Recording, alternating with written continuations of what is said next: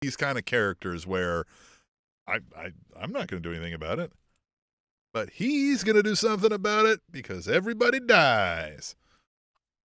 Yeah, man, if you were to recast the firm, if you didn't, again, we're bloating that roster with just signing everyone who can have 2 feet and get into a ring, but you take out W. Morrissey and you put in Lance Archer, that's perfect. That would be perfect. Yeah, except he doesn't seem to fit with the other guys like the other guys do. Like, you can imagine the firm all dressed up in some suits or whatever, but like Lance Archer, well, I mean, maybe the oddball works, right? Everybody's kind of even scared of him. Yeah, Like, that's listen, what I'm saying. we're going to unleash Lance, and we don't even want to do that. We can't get him back leashed up sometimes, man. Because that would make more sense when you go back to when the firm had their mission statements and everyone was like, I want the All Atlantic Championship. I want the ROH, all that. And then Morrissey was just like, I'm tall. It would make more sense if Lance Archer's like, I want everyone to die. Yeah. Fuck. Yeah. You know, like that would have been better. But again, also, I like W. Morrissey. He looks the part.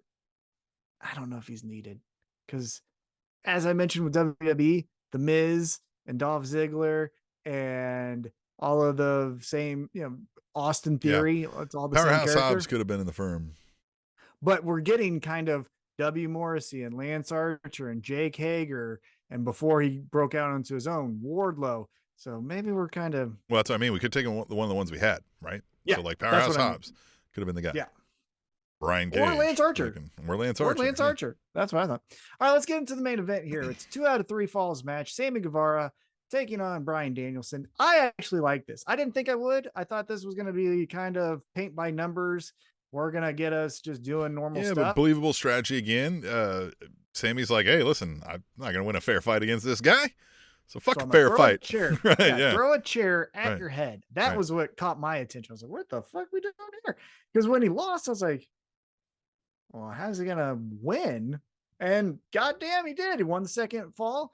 But then Bryan Danielson, all bloody, somehow he got his cartilage cut open or his eyelid cut open. Something happened to him. He's bleeding because that's the Blackpool Combat Club way.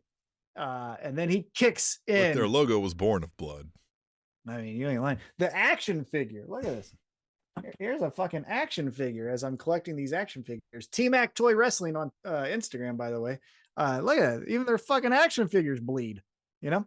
But it'd be fun if you could like put some ketchup in one of them and like squeeze it and blood comes in. Yeah. But Bryan Danielson gets the victory here. What do you think is the next steps? I guess, as much as I liked it and this was fun and we got it. But just again, Jericho Appreciation Society, Blackpool Combat Club. Kudos though. Again. I actually hate the idea of till the end of time, these two factions and whatever the Bloods and the Crips, you know what I mean? They are opposites, right? They are diametrically opposed to each other. So them always just kind of bumping back into each other like two magnets coming back together. I don't necessarily hate. I will say kudos. No fucking Chris Jericho this episode. That's true. Didn't that feel refreshing? Well, we didn't have the whole rigmarole of the whole team of Jericho Appreciation Society and all the Blackpool Combat Club. Because I think like you said, they are exact opposites and they'll always hate each other. So when we don't necessarily have a storyline that's really kicking off with somebody, one of the members is in the back and one of the other members of the other teams come by and it's like, oh yeah, you're still a bitch. And then they fight.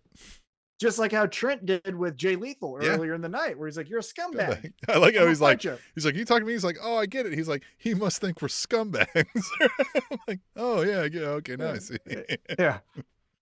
Yeah, something like that. You put them in tournaments because AEW does tournaments a lot. The semifinals is Garcia versus Claudio. I mean, this could always work for the end of time. So I don't necessarily hate that these two are always going to feud. That makes sense. I honestly thought this was going to be the time that Yuta might interject and say like, hey, Bryan, fuck you doing out here, bud? Yeah. And something happens there. Yeah, but nobody even wants to inadvertently help Sammy. I know. Look at it. Like, we've discussed this. Top 5 punchable face in wrestling all time. I mean, it's up there. It is up there.